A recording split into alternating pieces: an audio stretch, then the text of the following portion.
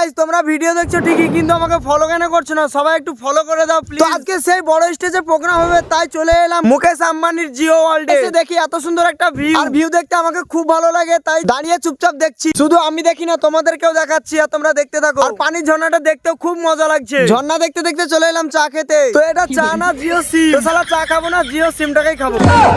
তো যাই হোক, চাটা খেয়ে চাটার টেস্টটা কিন্তু সেই লেভেলের টেস্ট। তো আরামসে চা খেয়ে এখন স্টেজের দিকে যাবো। তো স্টেজে এসে দেখি অনেক টিম ছবি তোলাতুলি করছে। আর কি বলবো, এত বড় স্টেজ, আর এত বড় স্টেজে আমরা পারফর্ম করবো, এটা আমাদের ভাগ্য। তো এখানে যে জিও ওয়ার্ল্ডের প্রোগ্রামটা হচ্ছে না, এখানে গোটা ইন্ডিয়াতে যত আর্টিস্ট আছে সবাইকে ডাকানো হয়েছে। বলিউডে যত হিরো হিরোইন ছিল সবাই এখানে এসেছে। তোমরা ইউটিউবে সার্চ করে দেখে নিতে পারো। পিছনে যে ব্যাকগ্রাউন্ডে বড় করে লেখা ছিল ওইটাই সার্চ করলে হবে। প্রোগ্রাম শেষে কোটি কোটি টাকার রুমে এসে আমরা ওয়েট করছি। দেখো ভাই দেখো, শুধু ডিজাইন গুলো দেখো। আমি ভিডিও করতে করতে দেখছি তো অন্য একটা টিমের ছেলে চলে আসে। ছেলেগুলো খুব ভালো, কিন্তু তাদের ল্যাঙ্গুয়েজ বুঝতে পারা যাচ্ছে না। ওদের কথাবার্তা শুনে আমি খুব হাসলাম। এত হাসি এসেছে, আমার খিদে লেগে গেছে, তাই এখানে টিফিন দিয়ে গেছে। তাই টিফিন গুলো চটপট করে খেয়ে নিতে হবে। তো প্যাকেটে বেশি কিছু দেয়নি, দুটো মাছের চপ দিয়েছে, একটা পাকোড়া দিয়েছে। তো এখন যা দিয়েছে তাই গপ গপ করে খেয়ে নিই।